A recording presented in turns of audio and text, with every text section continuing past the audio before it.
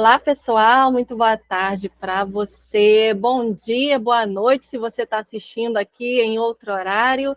Meu nome é Andréia Stanislau Dias, hoje com vocês aqui em mais um episódio da Amostra de Profissões do canal Avalie e Realize. E hoje entrevistando a Tatiane Abreu, ela que é psicóloga, inicialmente na área de RH, transicionou para a área clínica. E você também pensa em transicionar de carreira? Vem com a gente, que hoje nós vamos ouvir a história da Tatiane Abreu. Seja bem-vinda, Tatiane, tudo bem?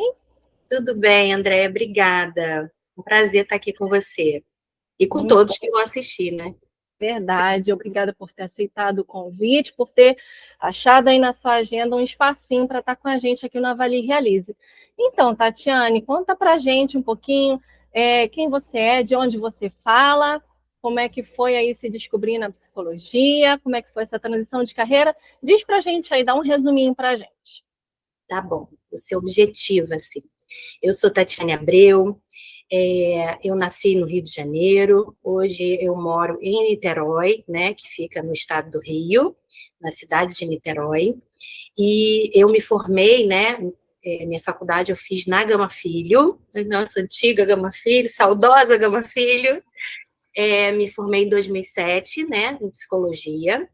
Depois disso, eu fui atuar na área de RH. De 2007 até 2016, eu trabalhei como analista de RH, fui galgando as etapas, né, de júnior, pleno, sênior, mas tudo dentro da área de recursos humanos, com seleção de pessoal, com recrutamento, com treinamento, com desenvolvimento também de pessoas. Foi muito bom, uma experiência maravilhosa. E depois, em 2017, eu transicionei para a área clínica, aonde eu fiz uma formação em neuropsicologia, inicialmente, e comecei a trabalhar como neuropsicóloga e psicóloga. Então, me especializei também na TCC, que é a terapia cognitivo-comportamental, que casa muito com a linha da neuropsicologia, né? E hoje em dia faço outra especialização em psicologia positiva, e é isso. Aí a gente vai desenvolvendo depois aí, destrinchando mais as experiências, tá? Tá ótimo, Tatiane. Então diz pra gente. Então vamos começar lá do iniciozinho, né? Quando você, um período assim de adolescência, pelo que você se lembra, como é que era o teu nível de autoconhecimento, de autopercepção, assim, com relação às suas habilidades para a carreira profissional? Eu acho que a gente tem que estar sempre muito atento ao que as pessoas nos elogiam, né?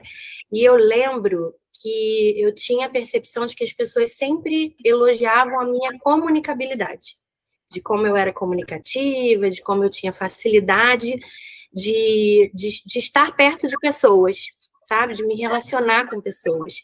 Então, sempre tive muita proximidade, assim, de sentar num lugar e alguém sentar perto de mim e começar a falar da vida. Então, isso eu já tinha essa percepção sobre mim e as pessoas elogiavam muito em mim, que eu sabia ouvir, que eu escutava bem as pessoas, que eu tinha facilidade de manter ali uma conversa. E aí, na escola, né, eu estudei no Santa Mônica e lá eu tive um teste vocacional, que é o trabalho de vocês, né? E eu fiz aquela parte pedagógica de orientação profissional. Não me lembro se eram com os psicólogos da escola ou se eram com os pedagogos da escola, não me lembro bem, mas tinha lá. E deu lá carreira na área de humanas, né? Então, deu para a área educacional, deu para a área da saúde. Mas quando eu bati os olhinhos em psicologia, realmente meus olhinhos brilharam. Foi uma conexão ali. Eu não entendia muito bem o que era, mas foi quase que um sensitivo, assim, um, uma coisa que me chamou a atenção. E aí eu fui estudar sobre o que era e realmente nunca me arrependi da minha escolha. Ai, que bom, isso é importante, né? É, É muito, muito bom. É quando a gente percebe, né? Consegue perceber já essa conexão e a coisa ali flui, né? Parece que flui. é. Então, e como que aconteceu a sua escolha profissional ao término do ensino médio? Por acaso esse teste vocacional, você fez foi no ensino médio, no período Foi de escola, né? isso. Ok. E as identificações ali ao longo do caminho, porque é como você falou, né? Eu comecei em RH, depois eu olhei para a clínica, e dentro da clínica eu escolhi a área X e também a área Y para agregar. Então, como você foi percebendo ao longo do caminho essas identificações para o aprimoramento intelectual? Isso é interessante se perguntar, porque naquela época a gente não tinha muito conhecimento do que era psicologia. Eu nunca tinha feito nenhum atendimento psicológico e eu não conhecia nenhuma psicóloga. Então, ali, as áreas que apareceram para mim, né, foi dentro do ensino médio, sim, foi um teste vocacional, e eu lembro que cada um pegou as suas áreas, e eu lembro que a gente se encaminhou para salinhas específicas. Quem deu a área de humanas, quem deu a área de exatas, quem escolheu a parte de saúde. Eu lembro que eu fui para uma salinha de saúde que abrangia ali a medicina, a psicologia, a enfermagem, né? E eu não sabia muito bem o que escolher dentro da psicologia, mas eu tinha muito dentro de mim de que eu queria cuidar de pessoas, ouvir pessoas, estar com pessoas, né, acolher pessoas. E isso a gente faz também dentro do RH, né, a gente acolhe muito ali as pessoas que estão buscando uma nova colocação, a gente ouve com muito cuidado, com muita atenção também, se ela realmente tem o perfil para aquela vaga. Mas dentro disso tudo, eu pude ouvir as diferentes áreas que a psicologia se enquadra.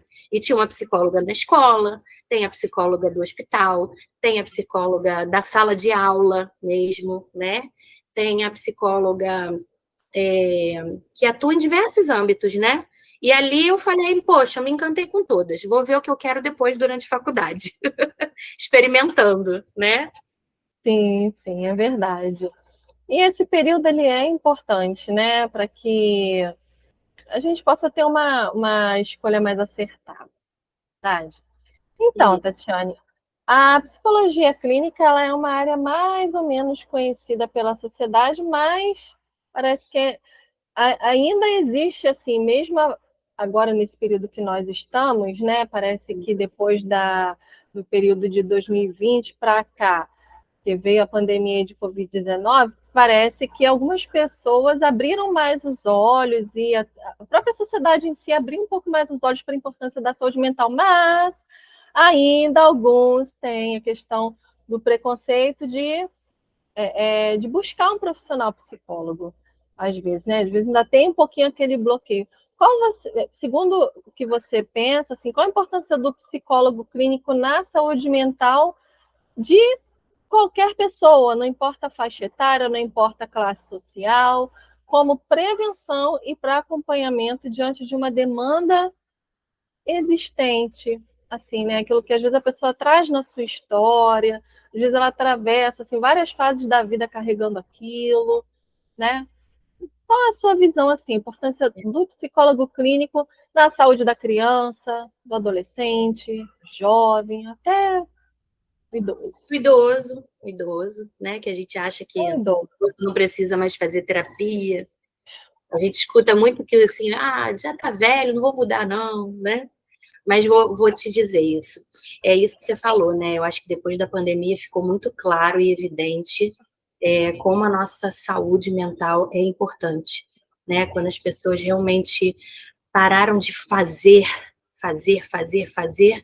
e começaram a ser, começaram a estar consigo mesmo, começaram a estar mais presente, um dia de cada vez, porque a gente não tinha como planejar o dia do amanhã, dia seguinte. Então, as pessoas realmente tiveram que parar e viver um dia de cada vez. E isso foi extremamente agoniante para muita gente, né? E muita gente realmente precisou de um acompanhamento terapêutico que um amigo não dá conta, que a mãe não vai dar conta, que o marido não vai dar conta.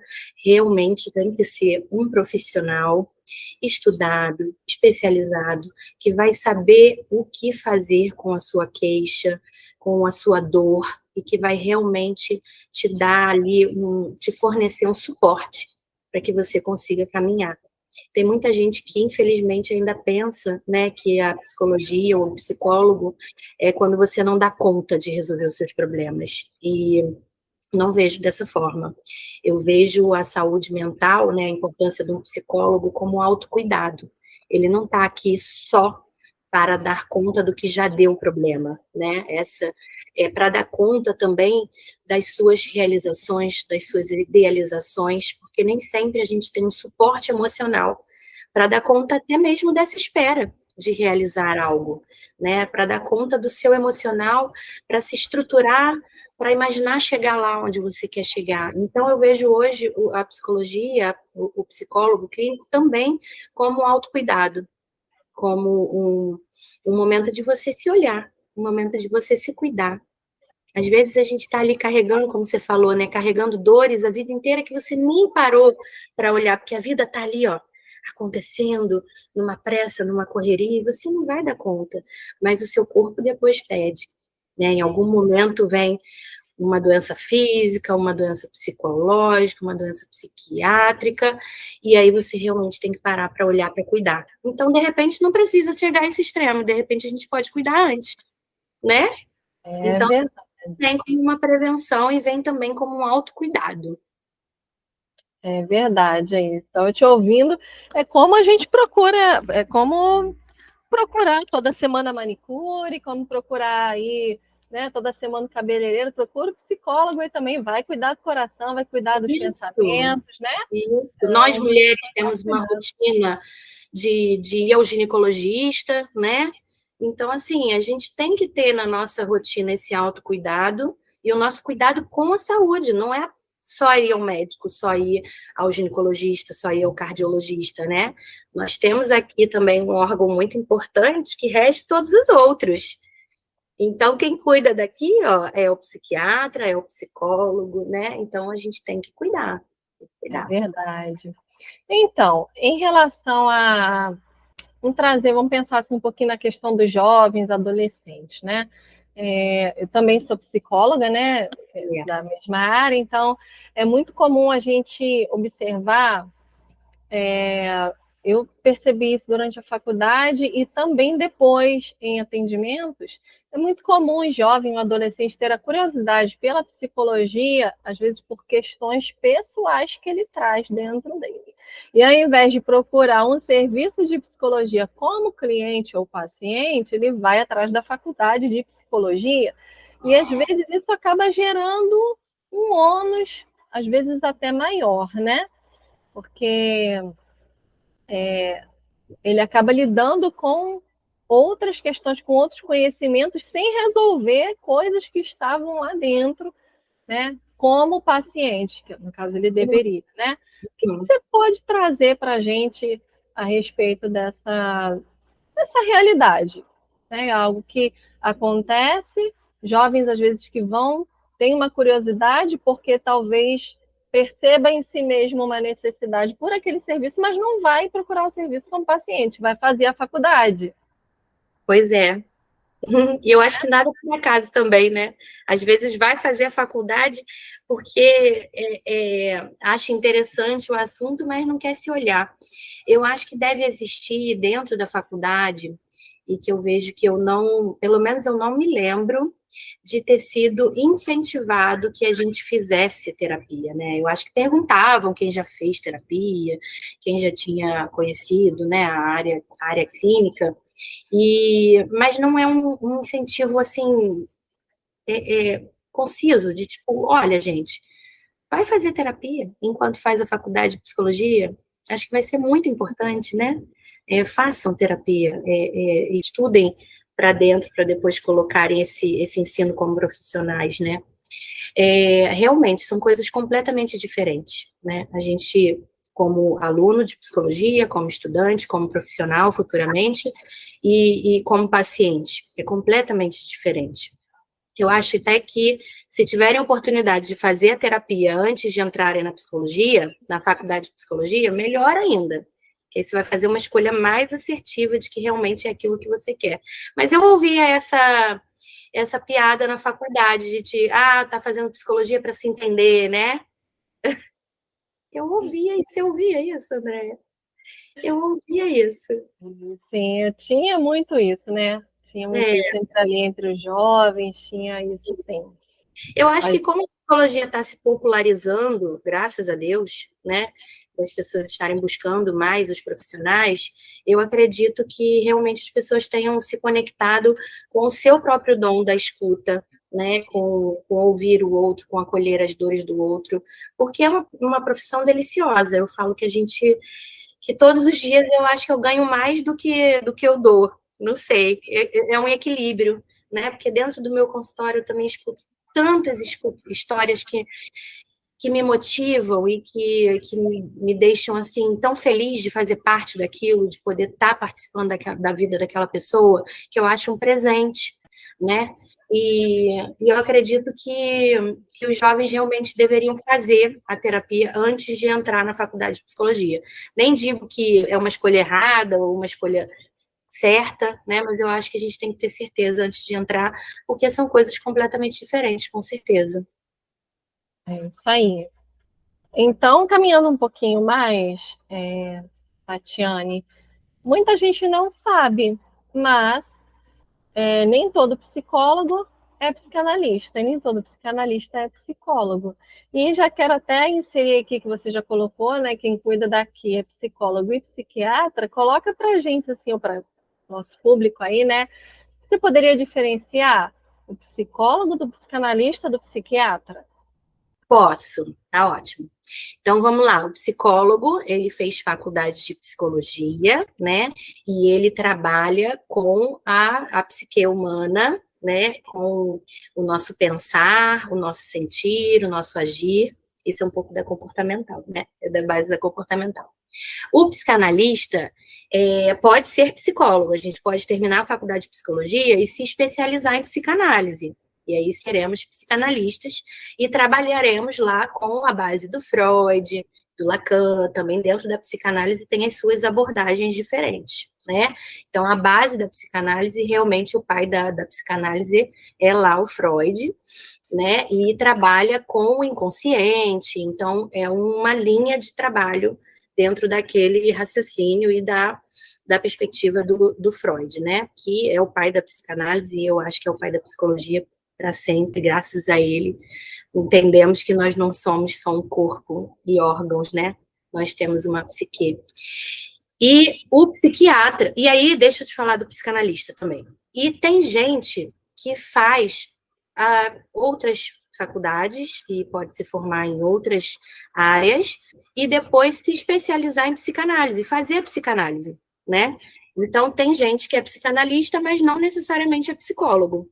O terapeuta cognitivo comportamental, ele é psicólogo, o existencial humanista, ele é psicólogo, mas o psicanalista nem sempre é psicólogo. Então, se você tem interesse em fazer análise, né, você pode perguntar ao seu psicanalista se ele é psicólogo ou se ele não é psicólogo, mas ele é psicanalista, tá?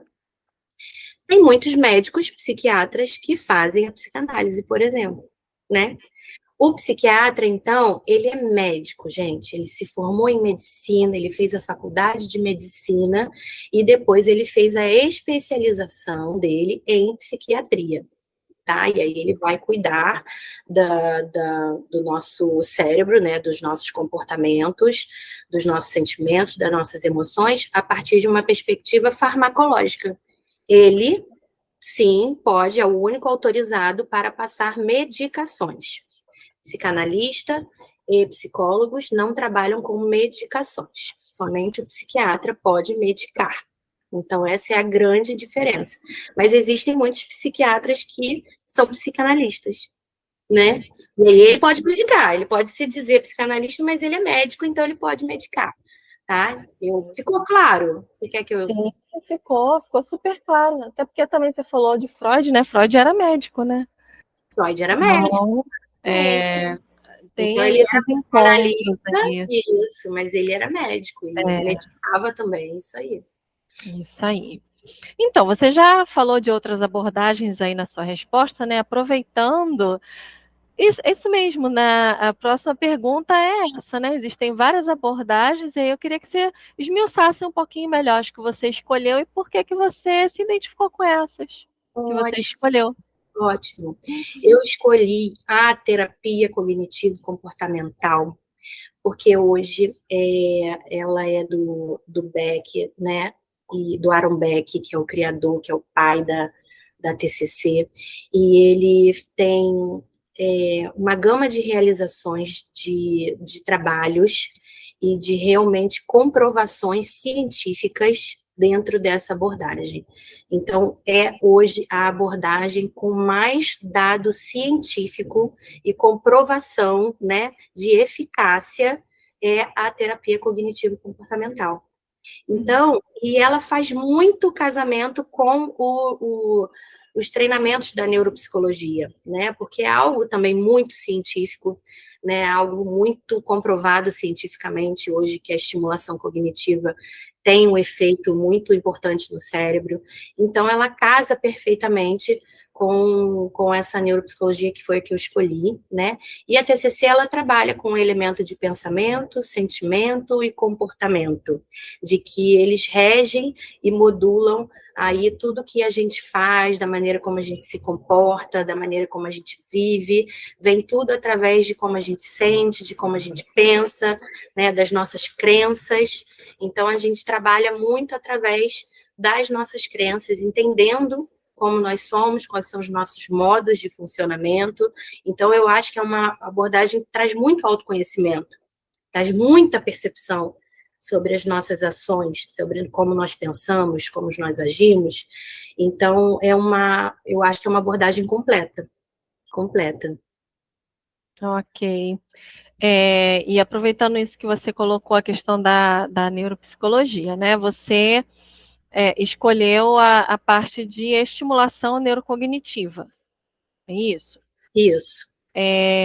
Anteriormente, foi ano passado, nós entrevistamos um neuropsicólogo, o Wellington Arruda. Se você aí que estiver nos ouvindo, tiver interesse em conhecer, dá uma olhadinha lá na nossa playlist, que tem lá a entrevista com o Wellington Arruda, da área de neuropsicologia, mas da área de avaliação neuropsicológica, né? É uma outra forma de se trabalhar dentro da neuropsicologia. Esmiuça mais um pouquinho para a gente sobre Claro. a parte de estimulação neurocognitiva para idosos, né? Que você Isso, trabalho, especializou. me especializei. Então, a neuropsicologia para estimulação, eu preciso da realização da avaliação neuropsicológica. Então, eu também faço avaliação neuropsicológica. A avaliação é um teste, são vários testes, né? É uma avaliação completa dos domínios dos seus funcionamentos cognitivos e emocionais, né? E depois que a gente tem esse mapeamento, esse rastreio do que realmente está são as funções cognitivas que estão preservadas e as funções cognitivas que estão mais comprometidas. Então, a gente começa a elaborar um plano terapêutico a partir daí. Então, por exemplo, se você está com muita dificuldade na memória, sua memória está muito ruim, mas a sua parte, na sua área do cérebro da linguagem está muito boa, geralmente a gente faz um programa em que eu utilize bastante da linguagem para estimular a memória. Então, eu vou trabalhar com palavras, eu vou trabalhar com letras de música, eu vou trabalhar com textos, sempre trazendo da pessoa, do interesse da pessoa, coisas do dia a dia dela que vão fazer ela se interessar por aqueles exercícios, né? São exercícios mesmo, tarefas, né, que a gente faz no nosso plano terapêutico, e a gente tem que engajar esse paciente para fazer com que ele aproveite, para que ele goste, né? Porque é muito ruim você ir num lugar e você ficar lá lidando com a sua dificuldade. Se eu falo para você, Andréia, eu tenho muita dificuldade com números, e toda vez que a gente se encontra, vem você com exercício com número, eu vou falar, não quero ir. E o idoso, né, geralmente tem essa coisa de, não, tá muito chato, não quero fazer isso, né? Então, assim, a gente tem que fazer algo com que ele realmente se interesse, e aí a gente vai estimulando a memória, a atenção, a percepção. Então, a gente, na verdade, estimula sempre tudo, tá? A gente sempre vai estimular o cérebro como um todo. A gente não vai estimular só o que está ruim. A gente estimula tudo, porque no idoso, né, com quem eu trabalho, com o público que eu trabalho, a gente não tem mais aquelas ativações que nós, hoje em dia, que a gente trabalha, cuida de filho, de casa, de criança, de marido, de emprego, de trabalho, Então, a gente tem uma vida muito ativa, o nosso cérebro está muito ativo. Então, a gente vê novidades o tempo inteiro, né? A gente vê coisas novas, a gente aprende toda hora. O idoso que já se aposentou, né, muitas vezes chega para mim já para um diagnóstico de Alzheimer, por exemplo, né? E aí a gente traça ali todo o perfil psicológico, neurológico dele, das funções cognitivas, a gente tem que estimular como um todo, porque ele já está muito paradinho em casa, a maioria das vezes fica na frente da televisão, a maioria das vezes já não tem muitas atividades ou mora sozinho. Então aquele cérebro fica muito ali estagnado, né? E o que que faz o cérebro ficar saudável? O que que previne o Alzheimer? O que que faz com que a gente envelheça com saúde, né? É a neurogênese, são a criação de novos neurônios. E como que isso faz isso? Com novidades, aprendendo coisas novas. A gente sempre vê coisas novas, ou escuta coisas novas, aprende coisas novas. Então, eu já falei que eu tenho uma lista de coisas que eu quero aprender quando eu ficar velhinha. Quando eu ficar velhinha. Eu quero aprender a tocar violão, eu quero aprender um novo idioma, eu quero aprender a costurar, eu quero aprender. Porque a gente precisa estimular esse cérebro que já não está mais tão ativo como estava antes. Então, assim, é o trabalho da estimulação cognitiva que eu faço hoje com esses idosos é estimular todas as áreas de cérebro. Então, eu faço diferentes atividades. Eu vou trabalhar com música, vou trabalhar com pintura, vou trabalhar com arte, vou trabalhar com exercício, vou trabalhar com números.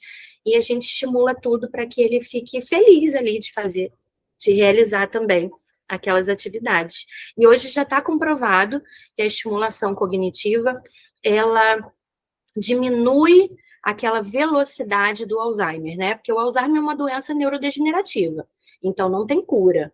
Ele vai piorar. Sempre falo para a família: olha, o seu idoso ele vai piorar, mas ele pode piorar rapidamente, ou ele pode ir piorando a passinhos bem curtinhos. Com a estimulação cognitiva faz isso. Ele vai piorar, mas ele vai os passinhos bem curtinhos, porque a gente está ali botando aquele cérebro para trabalhar. Que belo trabalho, Tatiane, levar a qualidade de vida, né, para quem já cuidou da gente, né? Exatamente. Então, é um trabalho muito bonito, parabéns. Ah, obrigada. E os Né? idosos, mais uma coisa, André, que eu acho muito importante falar, né, dos idosos. Eles, você sabe que quando a gente é adolescente, a gente é igual Roberto Carlos, a gente tem 1 milhão de amigos. Depois a gente fica adulto, a gente começa a diminuir o nosso ciclo de amizades, né? A gente tem ali um grupinho de 3, 4. Quem tem muito tem 5, né? E depois, quando a gente envelhece, isso reduz mais ainda. A gente passa a frequentar somente a nossa família, os filhos, os netos, os bisnetos, isso quando frequenta, porque muitos com Alzheimer você passa muito a ficar recluso, porque como você não consegue compreender todo aquele ambiente de festa, os idosos não gostam mais de ir em festa, porque é muito difícil, realmente, para eles. Então, eu faço a estimulação cognitiva em grupo. Então, são grupos pequenos, de até 8 idosos, numa sala, onde, além de fazer as tarefas, eles fazem conversando, papinho. Socializam, né? Então, tem ali a socialização, tem um momentinho do café, que eu trago um cafezinho, um biscoitinho, e a gente conversa e comemora o aniversário um do outro. E agora na Páscoa a gente fez uma atividade e trocaram chocolates, fizemos um amigo oculto de chocolate.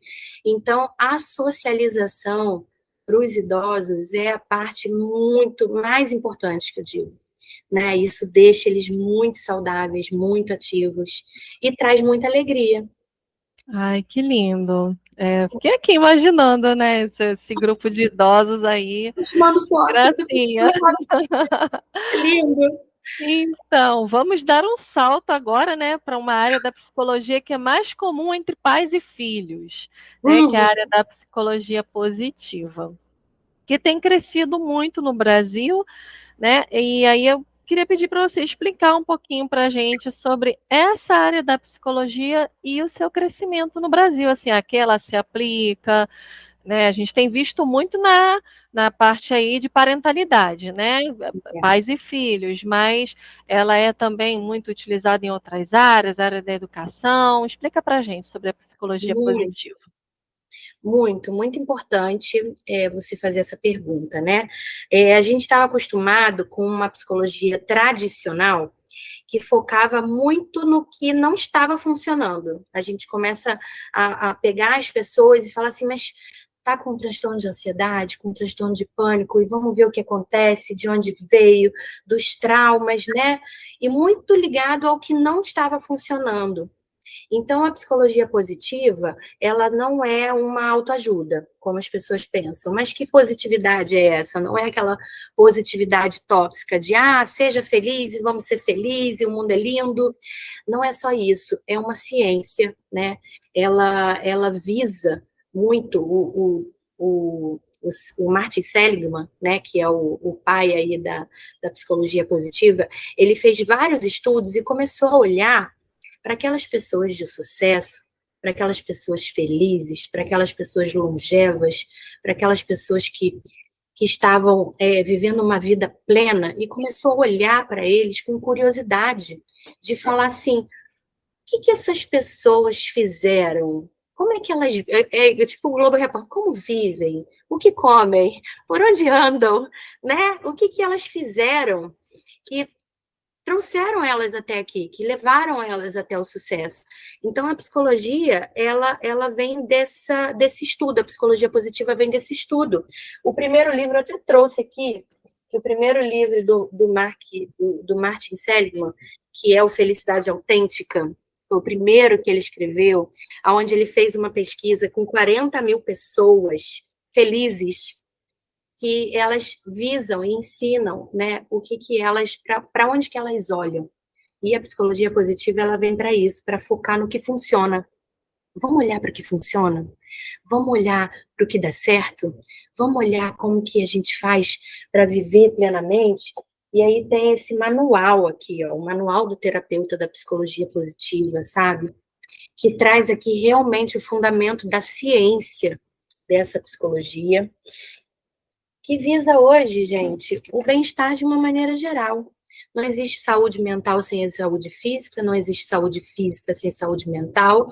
Nós somos uma coisa só, né? E nós precisamos nos cuidar de uma maneira como um todo. Foi o que eu falei no início. Não adianta a gente ir ao ginecologista se a gente guarda mágoas de pessoas, se a gente olha para a vida com um olhar pessimista, se a gente só consegue visar na nossa vida o que está dando de errado, a gente não consegue admirar, apreciar, ser grato pelo que nós temos, né? Eu sei que a vida de nem todo mundo é fácil, né? Tem pessoas que passam por muitos problemas muito difíceis, muito sérios, e eu acredito muito que a gente vem nessa vida para desenvolver nossos recursos e nossas virtudes, né? E de que nada acontece sem que a gente possa olhar para alguma coisa. Eu não acho que nada acontece para sempre tem uma coisa boa. Não, tem desastres que a gente não vai falar o que você tira de bom nisso. Não tem como a gente olhar. Mas eu acredito que a gente tem como olhar para dentro da gente e pesquisar recursos e virtudes e falar, eu tenho coragem para enfrentar isso, eu tenho uma força agora que eu vou desenvolver, eu tenho agora uma paciência que eu vou desenvolver para lidar com isso. Então, a gente está aqui, de qualquer forma, desenvolvendo recursos e virtudes para a gente continuar a nossa caminhada. Então, a psicologia positiva vem daí, né? Não é olhar para o positivo, mas sim olhar o que a gente pode galgar de cada situação que se apresenta para a nossa vida e que a gente não tem controle, né? Acho interessante você estar falando isso, Tatiane, porque olha como que é importante a gente ouvir um profissional que está ali pesquisando, está ali estudando e trabalhando com essa ferramenta, porque às vezes se confunde um pouco, né? Porque que foi aqui na pergunta é muito usado na relação entre pais e filhos, mas pelo que você está falando para muito além disso, né? Tudo, Não é só você não usa só a palavra positiva com a criança, né? Porque senão vai traumatizar, vai isso e aquilo. Está para muito além disso, pelo que você está dizendo, né? muito. Eu não trabalho com com crianças, né? Eu trabalho com adultos e idosos, e eu trabalho o tempo todo isso com os meus pacientes de terapia. Eu tenho muitos pacientes de terapia e tenho muitos pacientes na área de estimulação cognitiva e neuropsicologia, tá? Então, eu me divido nessas duas carreiras e eu estudo muito os dois. Então, a psicologia positiva tem entrado muito no meu consultório, né? Com pessoas, com jovens adultos, com pessoas mais velhas, né? Com pessoas mais, inclusive com pessoas muito experientes, com pessoas com uma experiência de vida. Eu tenho pacientes de terapia com 82 anos, faz terapia, e eu tenho usado a psicologia na vida dele, desse paciente, e tem transformado a maneira como ele olha para as coisas, como ele olha para a vida, como ele olha para ele, como ele se reconhece, como ele se vê. Então, a psicologia positiva, ela não está de jeito nenhum só na parentalidade, só nas famílias, só para as crianças. Ela é para a gente, ela é para o nosso dia a dia, ela é para o nosso acordar e eu intencionar de quão bom, de quão abençoado será o meu dia. E de quantas pessoas eu poderei abençoar e ser abençoada e trocar. E eu estou usando essa palavra bênção, gente, não tem nada a ver com religião. Eu estou usando a palavra bênção no sentido dela mesmo, da gente poder trocar e ter o privilégio de trocar coisas boas com a vida e com as pessoas, tá? É na questão da bênção no sentido de benesses mesmo, né? De Isso. coisas boas. E eu acho que eu estou ouvindo você falar assim, está me vindo muita palavra gratidão. Parece que é uma abordagem que a raiz, a essência dela é ativar a gratidão É. na vida, pela própria vida, né? Bem interessante. O primeiro exercício é esse, vamos fazer um diário de gratidão. Sim. Primeira atividade é você acordar e falar: obrigado, acordei. Tô vivo, tô vivo, tô vivo, vamos viver. Vamos viver, isso aí. E falando da vida profissional da Tatiane, vamos dar um passinho mais atrás. Tá. Fala um pouquinho melhor para a gente como é que foi a sua experiência com a parte de gestão de pessoas, né? Foi ali o início da tua caminhada, a gente fez meio que um caminho meio voltando, né? Mas no ambiente empresarial, como é que foi essa experiência para você até você trilhar a clínica? O que é que te deu esse estalo assim? Vou migrar, né? Não precisa necessariamente aí falar o nome das empresas, apenas a sua experiência mesmo e o seu caminho. Como é que se deu, né, gente? Quem escolher fazer a faculdade de psicologia, né? Eu sei que quem vai assistir esse vídeo são as pessoas que já têm ali um interesse pela faculdade de psicologia. Se você realmente entrar, faça muitos estágios. Assim, procure experimentar, experienciar as áreas, vivenciar um pouquinho de cada área. Graças a Deus, eu tive a oportunidade de fazer muitos estágios, né, tanto na área escolar, na área hospitalar, e eu fiz um estágio na Polícia Militar, eu posso falar porque esse estágio me abriu portas, e foi aonde eu me apaixonei pela parte de avaliação psicológica. Então, lá no estágio da Polícia Militar, a gente atuava com os testes psicológicos, com os perfis psicológicos dos militares e tal. E aí, quando eu me formei na faculdade, eu tinha já muita experiência nessa área. Já tinha participado de vários concursos da Polícia Militar, da Polícia Civil, da Polícia Federal. Então, eu já tinha ali uma experiência maravilhosa nessa área. E fui para o meu primeiro emprego na área de avaliação psicológica, né? Trabalhando com testagens, com laudos. E ali na testagem, laudos, eu fiquei assim, será que é só isso? Eu acho que eu tenho curiosidade de experimentar como é uma área de RH, de recursos humanos, de fazer entrevistas. Então, eu fiz uma pós-graduação na época de gestão de pessoas, e consegui meu primeiro emprego em RH mesmo, depois dessa especialização em gestão de pessoas. E adorei, assim, é um mundo maravilhoso, porque é isso, você lida com pessoas, você faz entrevista, você ouve as histórias, e o mais interessante não é você que reprova ou aprova as pessoas, né? Eu acho que as pessoas, quando não passam numa seleção, por exemplo, de pessoal, quando não passam para aquela certa vaga, daquela certa empresa, gente, não fica triste, não. Sabe por quê? Foi o melhor para você. Porque ali o profissional do RH, ele realmente está vendo se você vai ser feliz naquela vaga. Se o seu perfil combina com o perfil daquela empresa, combina com o perfil daquele setor, combina com o perfil daquele gestor.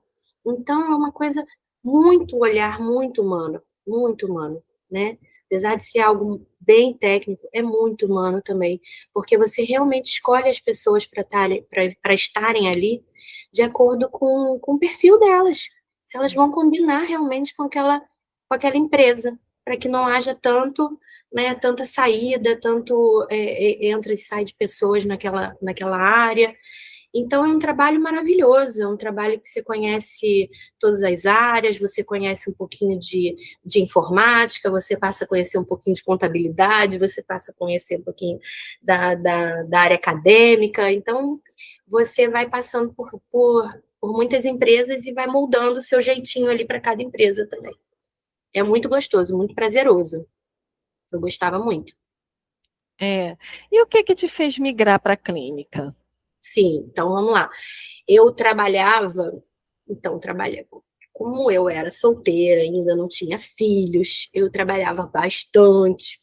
Tinha épocas que o volume de vagas era grande demais, tinha época que eu viajava demais.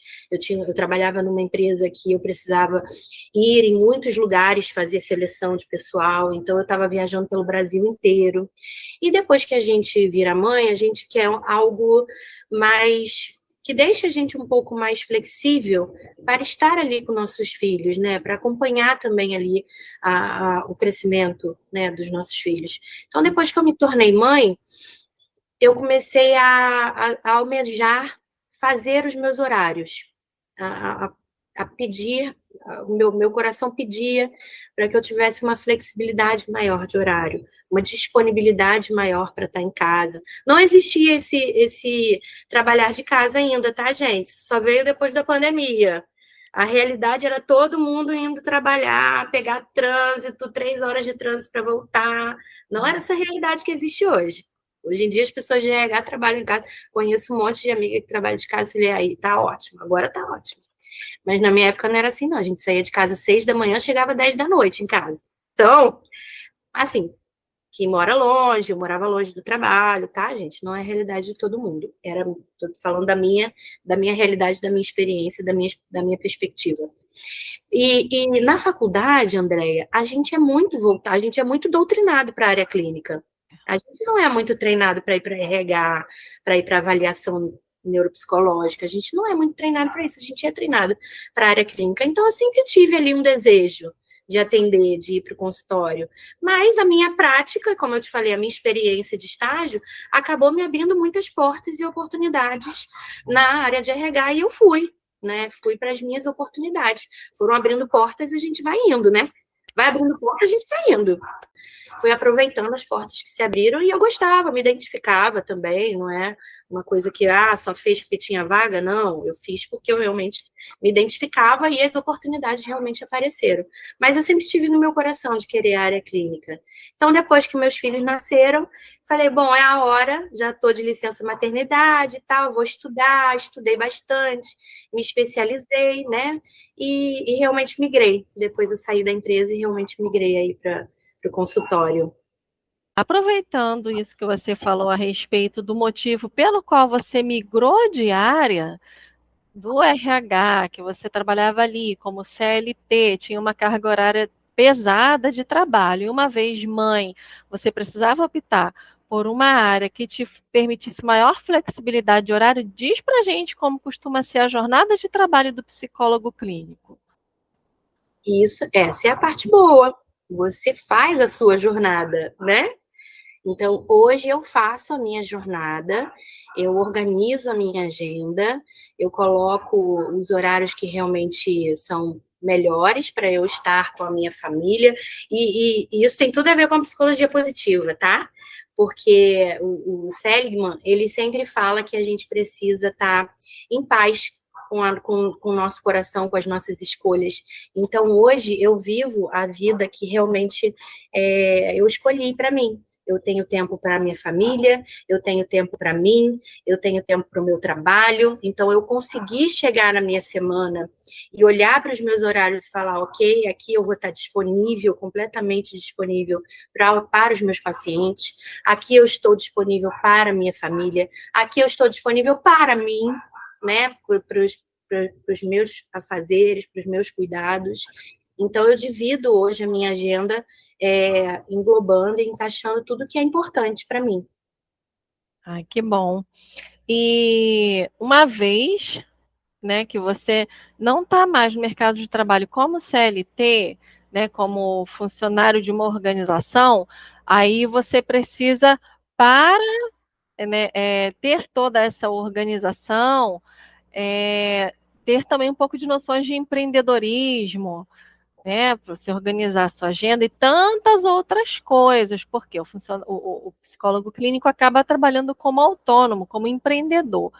Você Isso. tinha, quando você escolheu a área clínica, você já tinha essa noção assim de que tinha que ter aptidões ou desenvolver habilidades fora da psicologia, assim, fora do trabalho do psicólogo, né? Mas ter a noção aí da contabilidade, ou pelo menos ver alguém para fazer para você, a parte de marketing, a parte comercial, enfim, né? Não tinha, gente, não tinha. Não tinha. E eu acho que também é muito, muito por conta de mim, tá, gente? Meu perfil. Eu sou uma pessoa que eu vou. Eu só vou. Não sou essa que fica, ai, vamos analisar e viabilizar tudo que pode dar errado, não sei o quê. Existem pessoas com esse perfil. Eu não, eu sou o perfil que eu vou. Eu vou experimentar, eu vou viver, eu vou fazer. Depois, no meio do caminho, eu vou ajeitando aqui, vou aparando as hastes, né? Então, realmente, eu não sabia, não pensei em tudo isso, mas sabia, óbvio, que eu não tinha carteira assinada, que eu não ia ter o 13º, que eu não ia ter as férias, não ia ter, entre aspas, não ia ter ofertado por um empregador, que eu ia ter que me organizar para isso. Isso eu tinha em mente, né? Mas eu fui depois me organizando para isso na prática. Na prática. Fui vendo, né, quanto que eu tinha que guardar, quais eram os meses que acontecia uma baixa. Isso é muito importante saber, que a gente tem os meses que as pessoas estão ali envolvidas na saúde, em se cuidar e fazer as coisas direitinho, e chega uma época de férias que todo mundo abandona tudo quanto é tratamento. Então tem ali também os perrengues de financeiro. Às vezes, se a pessoa passa por um problema financeiro, ela vai tirar, né? Ela vai tirar o quê? Ela vai tirar a escola dos filhos? Não, ela vai tirar o terapeuta, talvez, mas ela não vai tirar a escola. Então, a gente que é psicólogo, a gente tem que pensar nisso, né? Apesar da gente ter um papel fundamental de tratamento na vida das pessoas, elas rapidamente se desfazem e abrem mão ali do tratamento psicológico, pelo menos por um tempo. Então, a gente precisa ver esses meses de férias das pessoas, porque geralmente quem viaja não faz a terapia, né? Então, hoje em dia eu já estou mais entendida a respeito disso. Mas realmente a gente tem que se organizar muito. Uhum. Foi interessante você colocar aí, né, essa dinâmica que acontece dentro do consultório de psicologia, né, que tem períodos de alta, períodos de baixa. Eu creio que isso acontece com qualquer área profissional, né? É, e na nossa área acontece isso. Bem, as pessoas, às vezes, período de férias, elas saem da terapia, elas vão viajar com a família, tal, ok. Até você trouxe aí, a psicologia, ela trata dessa questão também, né? Que precisa haver um equilíbrio, e não só positiva, mas outras áreas da psicologia também. Trazendo um pouquinho disso, e falando um pouquinho mais da prática do psicólogo,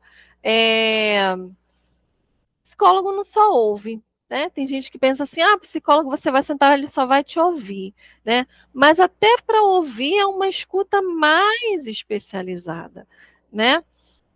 Que cuidados que o psicólogo deve ter com os seus atendimentos, o que envolve antes e depois do atendimento clínico, assim, falando um pouquinho dessa prática, dessa escuta, os cuidados antes e os cuidados depois do atendimento. Tá. O psicólogo, né? Porque o psicólogo, né?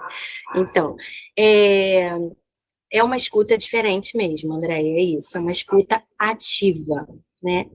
E eu vejo isso até muito diferente até dentro dos profissionais mesmo que eu conheço, sabe, Andréia? Tem muita gente que escuta já a dor do outro, já pensando, vou aplicar aquilo, vou fazer aquilo outro, vou perguntar isso, vou perguntar aquilo, mas como será que ela fez isso? Como é que não... E não. A escuta, né, dentro da terapia é uma escuta de deixa eu captar o que que ela traz para mim dentro desse discurso, que emoções que ela traz, que pensamentos que ela traz, que verdades que ela traz por trás disso, né? E acolher. Então, a escuta terapêutica é aquela que você escuta e acolhe de verdade, e fala, nossa, como é que deve ter sido difícil isso para você? Como que você suportou e passou por isso, né? Então, antes de qualquer técnica, de qualquer manejo ser aplicado, né, existe uma escuta empática, uma escuta com compaixão, e que é uma escuta muito humana. Então, eu acho que tem uma frase do Jung muito bonita, né, que ele fala, domine todas as técnicas, domine todas as teorias, mas seja um humano na frente de outro ser humano. Então, para mim, essa é a base de tudo na escuta, sabe? É eu realmente estar ali para receber tudo que aquela pessoa tem dentro dela, seja bom, seja ruim, seja feio, seja egoísta, seja invejoso, seja, né, feliz, seja triste. Então, o preparo ali como terapeuta, né, o meu preparo como terapeuta, em primeiro lugar, é ser humana. É ouvir, é acolher, é ser humana, ser empática, né? E aí Verdade. depois entram toda a parte de manejo, de técnicas, de psicoeducação, né? Depois da consulta, a gente precisa preparar os nossos relatórios, a gente precisa escrever o nosso tratamento, o nosso manejo, o que foi passado, né? O que a gente planeja para a próxima sessão. A gente planeja, gente, a próxima sessão, né? Não que tenha que fazer exatamente como a gente planejou, mas a gente pensa para onde a gente está indo, a gente tem objetivos naquele tratamento, né? A gente tem um caminho a ser seguido para aquela pessoa. E isso é muito importante, né? Depois que a pessoa sai, a gente acha que só ouviu. Não só ouviu, né? A gente pensa em como será aquele tratamento, a gente pensa como será o segmento com aquela pessoa, a gente organiza, a gente planeja. E é bom demais. Adoro, gente. E eu te ouvindo, eu penso assim que essa escuta, ela é uma escuta acolhedora e, por fim, muito encorajadora, né? Porque às vezes muitas vezes a gente encontra pessoas aí que às vezes relutaram para procurar um profissional, relutaram porque olhar para aquilo é muito doído. E muitas vezes, aí eu quero entrar na próxima pergunta, por isso que às vezes é tão doído olhar para aquilo e as escutas, na maioria das vezes, não são qualificadas, que às vezes se prioriza por calar aquela dor usando o remedinho, a famosa pílulazinha, né? A famosa medicalização da vida. E o que está hoje aí na sociedade, pelo menos nesse período que nós estamos falando aí, ano de 2024, a bola da vez aí agora é o TDAH, né? E tem se discutido muito essa questão do excesso de medicalização nesse transtorno, que é o transtorno de déficit de atenção e hiperatividade. Mas assim como hoje é esse, já foram muitos outros e talvez outros ainda venham, né? Está se discutindo muito essa questão do excesso de medicalização para esses transtornos mentais. Assim, como é que você vê essa questão da medicalização da vida, quando às vezes se poderia, com uma escuta ativa, como você colocou, um acolhimento, vamos olhar para isso, vamos cuidar disso, o que está funcionando dentro disso aqui, a partir da onde nós podemos começar a cuidar disso, né? Como é que você vê essa questão, Tatiane? Em primeiro lugar, eu vejo que, graças a Deus, que o diagnóstico existe, porque realmente quem tem um transtorno se sentiu diferente e se sentiu incompatível a vida inteira, se sentiu rejeitado, se sentiu não incluído, sabe? Então, quem tem realmente o transtorno fica feliz, não vou dizer feliz, porque você não é feliz de ter um transtorno, mas você entender assim, ok, eu sei o que eu tenho, sei como vou tratar, tenho uma medicação que junto com o tratamento eu vou conseguir melhorar minha qualidade de vida. Então, que bom que esses diagnósticos existem, que bom que o TDAH veio à tona hoje em dia, como algo que as pessoas conseguem olhar. Eu falo que o diagnóstico, ele não é uma rotulação, muito pelo contrário, ele é um degrau de autoconhecimento, de autopercepção, de aceitação, né, de entendimento. Eu sou TDAH, então, na minha infância, eu tive muita dificuldade e eu não tinha diagnóstico, não se sabia nenhum diagnóstico. Então, eu tive muita dificuldade. Isso é uma coisa que eu tenho visto, eu sou neuropsicóloga e eu faço várias avaliações neuropsicológicas para diagnosticar TDAH em adultos, né, porque estão se descobrindo TDAH, e às vezes a pessoa está com uma falta de atenção e memória agora, na vida adulta. Gente, o TDAH, ele é um transtorno do neurodesenvolvimento. Então, ele tem que ter aparecido na sua infância. Então, chega várias pessoas, mas eu sou TDAH. Aí eu falo, ei, como é que foi sua infância? Não, na infância é ótimo. Não, nunca tive problema nenhum, eu era maravilhosa, eu estudava, eu dava conta da vida. Eu falo assim, então não é, meu amor. Você está com outra coisa, é ansiedade, né, outras coisas que estão do seu dia a dia aflorado agora. Mas o TDAH é do neurodesenvolvimento, tem que ter aparecido até os 6 anos, eu acho que o DSM-5 está aqui, até os 12 anos de idade. 12 anos de idade. Então, assim, quando eu me identifiquei e entendi, né, o meu diagnóstico TDAH, eu consegui realizar a primeira coisa da vida, de tipo assim, gente, eu não sou burra, eu não sou incapaz, eu só entendo as coisas de uma forma diferente, num tempo diferente, né? De um jeito diferente que eu vou precisar para entender, mas eu sou capaz de tudo que eu quiser realizar. Eu posso tudo que eu quiser realizar, né? Então, hoje, com esse conhecimento, tem aí a medicação que pode ser tomada, eu já experimentei, me ajudou durante um tempo, eu acho que é importante eu tenho muitos psiquiatras que trabalham junto, e parceria junto comigo. Então, quando eu vejo que o paciente realmente precisa de uma medicação, mas ele já passa por um tratamento terapêutico, ele já faz atividade física, ele já se alimenta bem, que hoje a gente sabe que a alimentação é muito importante para o bom funcionamento do nosso cérebro, né? Que o bom funcionamento do nosso cérebro também depende do nosso intestino, entende? Então, hoje em dia, a gente sabendo disso tudo, e você tendo também a medicina super avançada com medicações maravilhosas, hoje em dia agora acabou de lançar o Atenta, que é uma outra medicação para o TDAH. Então, assim, eu vejo que existem pacientes que eu falo, esse precisa da medicação. E graças a Deus que a medicação existe. Graças a Deus que a ciência evolui e que a ciência está crescendo e desenvolvendo medicações com cada vez menor efeito, os efeitos adversos, cada vez diminuindo mais os efeitos adversos. Então, hoje em dia, a gente sabe do canabidiol, que também está super em alta para o tratamento tanto do Alzheimer, quanto do TDAH, quanto da insônia, ansiedade, depressão.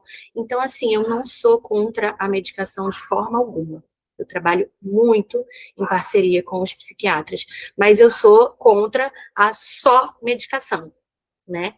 Então, a medicação sozinha, gente, ela não vai fazer o milagre que você idealiza. Pode até fazer por um tempo, tá? Você começa a tomar medicação, tem muita gente que começa na depressão, por exemplo, começa a tomar medicação, eu tô ótima, minha vida tá linda, tá tudo maravilhoso, eu já posso largar a terapia, e a pessoa larga a terapia e lá na frente, daqui a pouco volta, arrependido, por que que eu não continuei o meu processo terapêutico. Então, é o casamento perfeito, tá, gente? A medicação com a terapia, com atividade física, com uma boa alimentação, com uma vida saudável como um todo, porque nada é isolado, nós somos seres completos, né? É a integralidade do ser, né? Como você falou aí atrás um pouquinho, que a medicação ela vai atuar no seu corpo, na sua neuroquímica, né? Mas e a forma de pensar, e a percepção, e o olhar para a vida, né? Tudo isso tem que cuidar também, Exatamente, né? exatamente, é isso aí. Então, você trouxe, né, essa questão de que você teve aí, se identificou ou se percebeu, né, com esse transtorno do neurodesenvolvimento, e isso tem a ver com a nossa próxima pergunta aí para a prática do psicólogo também, né? Todas essas demandas de psicólogo como autônomo, que dicas assim que você poderia dar para psicólogos e profissionais e aspirantes a psicólogos também que queiram atuar na área clínica em relação à organização de agenda, documentos, a parte financeira, tudo isso assim, num pacote de dicas, assim, como é que você Ótimo. tem utilizado, uma vez, inclusive, que você traz, né, algumas restrições por conta do próprio TDAH, como é que você É, faz, então, para organizar o seu empreendimento na área de psicologia é, clínica? é possível um TDAH organizado, gente? É possível. Então, é, mas logo no início, né, foi difícil pra caramba. Eu fiquei assim, meio perdida. Eu sempre digo uma coisa, Andréia, tem coisas que só eu sei fazer e só eu posso fazer. E tem coisas que outra pessoa vai fazer melhor do que eu. Eu não sou boa em tudo. Eu não vou fazer tudo maravilhosamente bem, né? Então, assim, hoje eu tenho uma secretária que cuida de emissão de notas fiscais, ela cuida da minha agenda, ela confirma a agenda. Como eu trabalho com Alzheimer, né? Tem muita gente que esquece que marcou consulta. Então, eu preciso confirmar aquela agenda, né? Preciso que envie as notas fiscais em dia, preciso de uma planilha de quem fez os pagamentos, de quem ainda não pagou, de como é que tá, quantas sessões fez no mês, às vezes quantas notas fiscais vai precisar mandar para aquela pessoa. Então, hoje eu tenho uma secretária que organiza tudo isso para mim, tá? E tem uma pessoa que cuida das minhas redes sociais, né? E eu faço sempre reunião com essas pessoas, elas estão sempre muito alinhadas comigo, né? Hoje mesmo eu tive uma reunião com a pessoa que cuida da minha agenda. Semana passada eu tive reunião com a pessoa que cuida das minhas redes sociais, porque eu me comprometo semanalmente de tirar um dia para escrever os textos, para gravar vídeos, para abordar temas, para separar temas. Então, tudo isso é muito importante, a gente ter parceiros que nos ajudem nessa demanda, tá? Eu tenho um contador também, que me manda lá os impostos para eu pagar de acordo com as notas fiscais, ele fecha lá minha contabilidade, ele manda lá os impostos que eu tenho que pagar todo mês, né? Então, eu tenho toda essa demanda aí de pessoal por trás, hein, gente? Que não é barato, não. Não é barato, não. Imagino, imagino, mas é aquilo, né? É o autoconhecimento e reconhecer que, de fato, a gente não vai dar conta de tudo, Não. né? E isso é bom, André. Eu queria até comentar a respeito disso, que na hora que a gente falou, que você falou de demanda, eu pensei que você ia me perguntar sobre a demanda de paciente. Ah, recebi uma demanda disso, recebi uma demanda daquilo. A gente não é bom em tudo, gente. A gente não é bom em tudo. Eu realmente acredito que quem atende criança não vai atender idoso. Quem atende idoso não vai atender criança. Quem atende adulto não vai atender. Criança, então, para mim, é uma área muito específica. Psicólogos, queridos, vou falar para os meus colegas psicólogos. Para de dizer que você atende criança, adulto, idoso, todo mundo, porque tá feio, não tá legal, não pode. Não pode ser. André, é impossível a gente dar conta de tudo. É muito específico os estudos, é muito específico o que eu vou estudar, é muito específico do que eu vou tratar. Né? Outro dia eu recebi lá uma demanda para tratar de autismo de criança, de tal, e eu falo assim, não é a minha especialização. não é o público com quem eu trabalho. Então, a gente não pode ir de acordo com a demanda para lotar a nossa agenda, para encher o nosso consultório, para a gente ganhar mais dinheiro, né? Não é assim, né? Realmente tenha um foco, um público-alvo que você estude, consiga se dedicar, né? Ali dentro do meu público de adultos, jovens adultos e idoso, né? O meu público idoso é muito específico ali da neuropsicologia e o meu público adulto muito específico ali do consultório da psicologia, né? E não tem como a gente ficar desviando o foco e atendendo cada hora uma coisa. Não tem, porque a gente precisa estar muito focado e muito bem entendido do que a gente está fazendo, dos processos que a gente está fazendo. Então, não acho legal a gente falar que atende tudo, gente. A gente não atende tudo. Olha, muito pertinente a sua colocação, Tatiane, porque hoje, com esse mundo de ofertas aí que a tecnologia nos favorece, né, às vezes dá essa impressão de que, como a gente tem acesso a tudo que é tipo de informação, que a gente vai dar conta e a gente não dá. Não, de jeito nenhum. Aí Eu passa- atendo autismo, por exemplo, eu atendo autismo, mas em adulto. Eu Uhum. entendo sobre autismo? Entendo sobre autismo, estudo muito sobre autismo, mas em adulto. É completamente diferente na criança. Então, assim, não dá para a gente se especializar em tudo. Não façam isso, gente.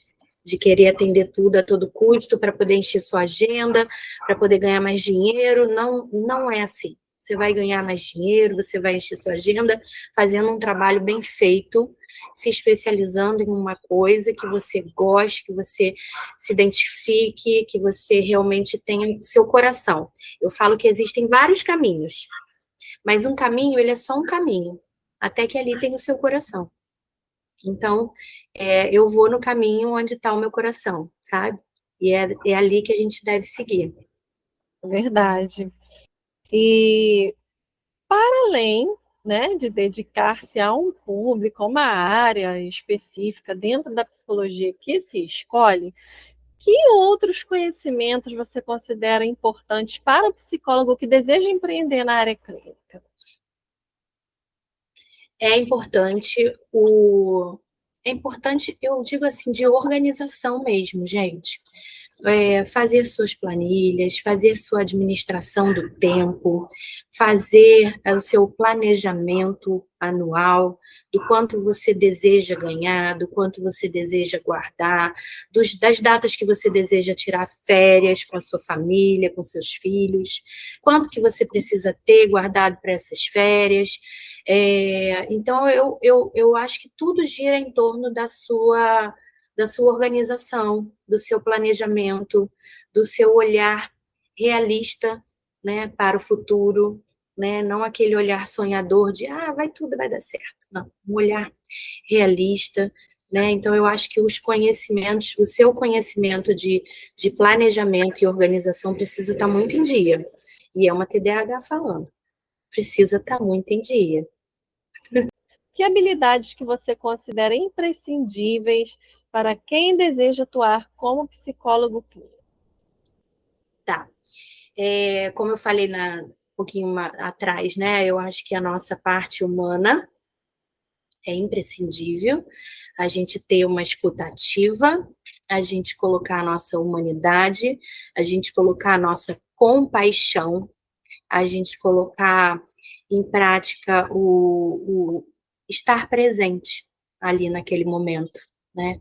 Quando você está presente, o outro já sente, já entende que você está ali realmente disposto a ajudá-lo. Nós não temos resposta para tudo. Nós, psicólogos, não temos resposta.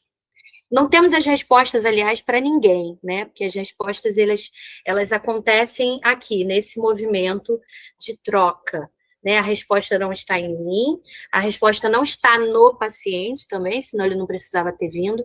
A resposta está aqui, ó, entre nós, nessa troca. Ali naquele momento do setting terapêutico, as respostas vão aparecendo, as respostas vão surgindo, o acolhimento, a troca de empatia, de olhar olho no olho. E eu acho que uma coisa imprescindível, sabe, André, que a gente às vezes não se permite, é o permitir ser humano.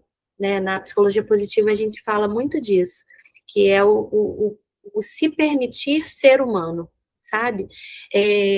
Eu tinha uma visão lá na faculdade que eu não ia conseguir ser uma boa psicóloga clínica, porque eu sempre fui muito emotiva. Eu sou chorona, gente, mas eu me derreto de assistir filme, me derreto com propaganda de margarina. Então eu falei assim, gente, na faculdade eu pensava, gente, eu acho que foi uma das coisas que me levou para o RH, tá? Lá no inconscientezinho, lá do Freud, foi alguma coisinha que me influenciou para ir para o RH. Gente, como é que eu vou escutar a história, o problema dos outros, mas eu vou danar a chorar. E aí eu ficava com esse medo no início, né, de chorar e a pessoa achar, enfim, aquelas velhas coisas que ficam, aquelas velhas crenças na nossa cabeça de que chorar é fragilidade, de que chorar é vulnerabilidade. E depois que eu consegui compreender que o meu ser humano, com o outro ser humano, e quando eu conseguia sentir a dor do outro, isso não me impedia de ajudá-lo. Eu estava sentindo naquela energia, naquela troca ali do consultório. E eu posso sim me emocionar com a história do outro. E desde o momento que eu olhei para alguém, que eu me emocionei a primeira vez no consultório e falei assim: olha, se você me permite, eu estou muito emocionada com essa história, me tocou demais. Mas isso não impede que eu consiga te ajudar. Mas eu estou aqui como um ser humano e eu digo que eu consigo sentir nesse momento que você está sentindo, né? E isso de sentir é um sentimento empático, eu acredito. Mas além da empatia, eu acho que a gente tem que ter a compaixão, sabe? A compaixão, ela nos deixa eu aqui no meu lugar e você aí no seu lugar, né? Eu consigo compreender que isso dói muito, mas não necessariamente eu preciso sentir, né? E a empatia é quando a gente sente realmente. Então, eu acho que os dois estão dentro do setting terapêutico, os dois podem acontecer, né? E depois você. E os pacientes se sentiram assim, nossa, ela entendeu. Ela conseguiu entender. Entende? Então, desde o momento que eu passei a não ter essas amarras, né, de se me emocionar, me emocionei, eu sou humana, aconteceu bem menos, começou a acontecer bem menos, e, e, e isso nunca impediu que eu ajudasse alguém, mesmo sentindo ali, né, sendo empática, tendo aquela compaixão ali, nunca me impediu de estar pronta para efetivamente dar seguimento àquele plano terapêutico. Eu imagino que essa pessoa, né, que você falou a primeira vez que aconteceu, que eu me emocionei, tá? Eu imagino que a pessoa, quem não vai se sentir acolhido quando vê que um profissional está ali, te acolheu de verdade, pode sentir a sua dor, né? Então, é uma forma da gente dizer para o outro com o nosso corpo, né? Não só com os lábios, mas com o corpo. Eu estou sentindo contigo, né? Estou aí do seu lado. Essa paciente, inclusive, ela ficou comigo durante muito tempo, assim, fez um tratamento gente, muito tempo para TCC, uns 2 anos e meio, 3 anos no máximo, muito tempo. Uhum. A psicanálise aí, de novo, a psicanálise é uns 10 anos no mínimo. A gente começar, eu falo assim, a gente começar. Uhum. Mas a TCC, eu lembro que essa paciente fez um processo terapêutico lindo, lindo, lindo, lindo, e ficou comigo até o final do processo dela, e hoje caminha sozinha, dá conta da vida, tá feliz, vira e mexe, ela me manda mensagens ainda de tipo, ai, tá acontecendo isso, ela me liga para contar as conquistas, as vitórias, então não impediu mesmo que eu ajudasse nesse processo, né? Foi um processo muito bonito, inclusive. Pelo contrário, né? Imagino que deve ter favorecido. Ah, Então, estamos caminhando para o final da nossa entrevista, Tatiane. Eu queria pedir a você que, depois de tudo isso que você compartilhou com a gente, teve vários momentos aí que você trouxe conhecimento como um tom de conselho, mas assim, que é. outros conselhos, ou se você gostaria de reforçar os que você colocou, você poderia deixar para os jovens, adolescentes, aí, ou mesmo adultos, né, que estão olhando para a psicologia como possibilidade até de migração de carreira. Que conselhos você poderia deixar para essas pessoas como psicóloga? Andréia, na psicologia positiva, a gente aprende, até a gente desenvolve isso com os nossos pacientes, que é todos nós nascemos com alguma coisa para oferecer nesse mundo, com alguma coisa que nós temos com naturalidade, espontaneidade, que a gente faz com leveza, com prazer, com amor.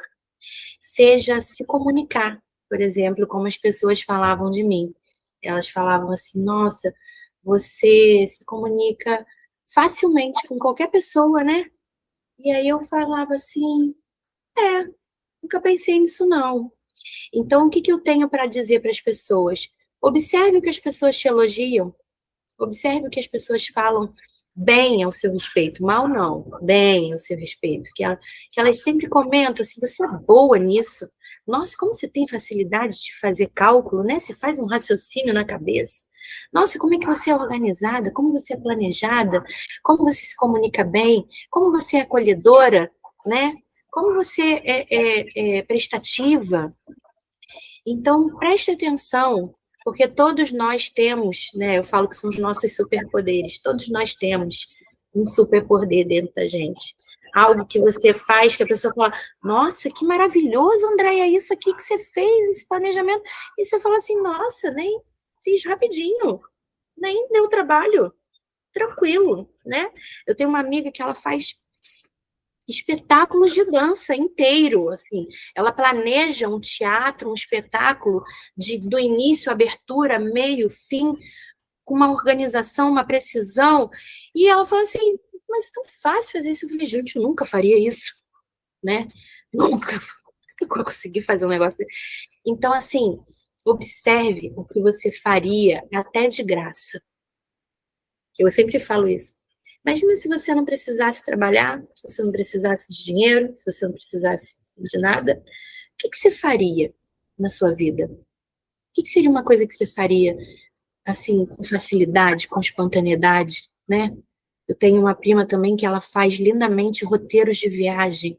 Ela pega, ela planeja do início ao fim, ela pesquisa passagens, hotéis, aonde fica mais próximo do museu tal, de não sei aonde. Me bota para fazer isso, a TDAH zona aqui. Não dá, né? Então é o superpoder, sim, gente.